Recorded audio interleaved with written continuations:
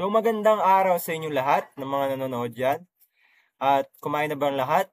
Dahil ako kumain na ako. So ngayon, for today's video, gagawa tayo ng una nating C++ program gamit ang Turbo C++.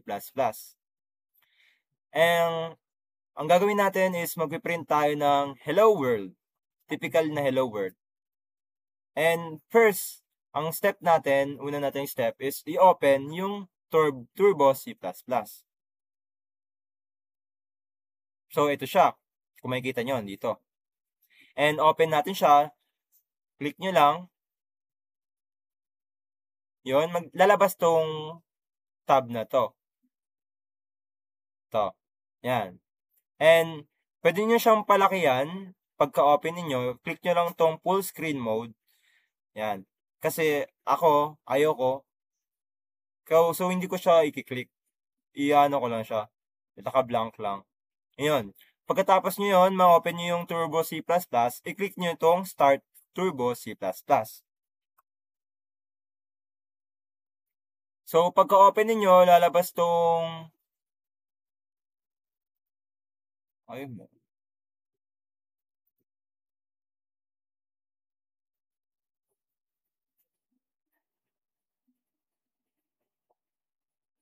Ito.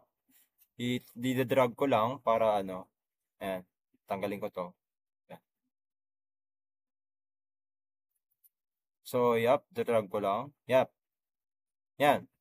And pagka na-open nyo na, yung Start Turbo C++, gawa lang kayo ng bagong file. And then this. So, start na kayo maglagay yung ng mga import. Ilalagay muna natin yung input-output stream. Yung, hashtag, include, and iostream. Lagyan nyo pala ng .h. And hashtag ulit, include conyo.h. Then, typical na C++, may int main tayo. Int main, curly bracket, 2, tapos, natin sa baba. And lalagyan natin CLR, SCR, then pagkatapos nyan, i-ano naman natin, print na natin, cout, then, dalawang then, apostrophe, hindi pala, tawag dun quotation, dalawang quotation, tapos, hello world, litan lang natin, and hello world. Pagkatapos nyan, get ch,